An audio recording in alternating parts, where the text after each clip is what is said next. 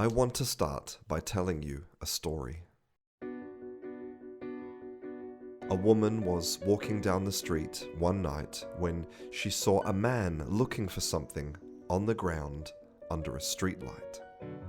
She asked the man, "What are you looking for?" The man replied, "I'm looking for my car keys. I lost them somewhere over there in the park." Puzzled, she asked him, "Well, if you lost your car keys in the park, why are you looking for them here?" And he replied, "Because it's easier to look under the light." This story is a perfect metaphor for all of us as humans, because we always look for answers in the light, but the answers are normally hidden in the dark.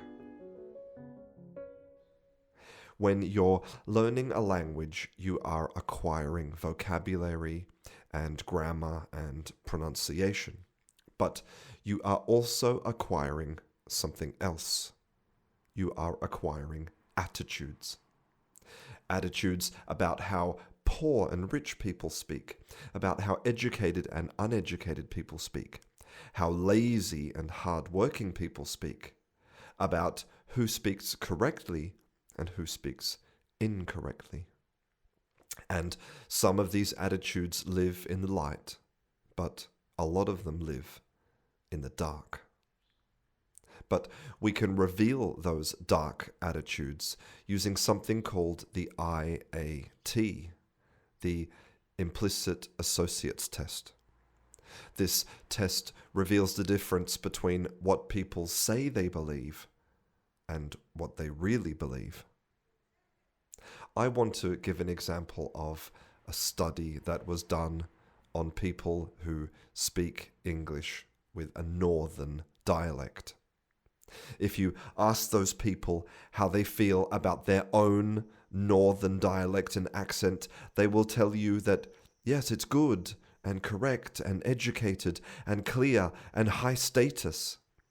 But then, when you test them using the IAT, you test in the dark, you find that analysis of the participants' mean response latencies in the IAT study revealed a significant implicit bias in favor of Southern English speech, pointing to a relatively stable and deeply embedded negative associations with forms of English spoken in the north of England. So, although these people used northern dialects themselves, and they said that their dialects were good and correct and educated and clear, the dark part of them didn't really believe that. And when I've made YouTube videos that tell people that you do not need to speak in a particular way to communicate, you do not need to be like a native speaker to communicate, then you will also find some of these dark attitudes. Let me read you some examples. You are encouraging mediocrity and cheating. You are part of the problem. That's not an accent, it's just sloppiness and/or ignorance. Mispronunciation is a consequence of bad education. Of course you might say and pronounce words however you like to, and even be proud of it, but you'll sound stupid. But nobody is to be given trophies anymore. Medals for participation for everyone. Let's not praise effort, talent, or hard work. Let's set the bar so low, everybody is equally mediocre. And that's why I need to tell you about my tattoo. On my right forearm, I have a tattoo of a circle. My tattoo was inspired by Giotto di Bondone, an Italian painter and architect from the Middle Ages who created many spectacular works of art. Pope Benedict XI heard about the incredible work of Giotto and asked Giotto to create something special for him to demonstrate his skill. Giotto took out a piece of paper and a pencil and drew a perfect circle. At first, the Pope thought that Giotto was making fun of him, but then, when he learned that Giotto drew the circle with his bare hands, with no compass, the Pope realized the depth of the skill of Giotto. I have this tattoo to remind me of three things. One is that perfection is in simplicity. Number two is that perfection takes a lifetime of hard work.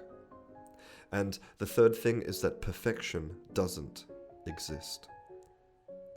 Giotto's circle wasn't perfect. My tattoo isn't perfect. When you look closely at anything, you will always find imperfections. But we expect people learning a language to be perfect. We expect all language learners to want to be perfect, and we expect them to be perfect now. This is a dark attitude. It's like expecting everyone who goes running in the morning to be in the Olympics, or at least to want to be in the Olympics. But the quantity of people in the entire world who have the need and the time and the patience and the commitment to run in the Olympics is so tiny that you can fit them all in one room. Do you call people who go running every morning stupid and lazy because they're not trying to be in the Olympics? But unfortunately, because of those dark attitudes we have acquired about language, we are happy to call people stupid and lazy if they focus on communication, not perfection. It's impossible to understand how much damage this attitude does and how far this attitude goes. In ordinary times, times of peace, I have great faith in the communication of ideas between thinking men. But today I am afraid the intellectual way to appeal to man is fast becoming of little avail, with broad force dominating so many millions' lives. That was the voice of Albert Einstein with his bad English. Was Albert Einstein stupid and lazy? No, he just focused on communicating his ideas. So here's an attitude that I want to bring into the light.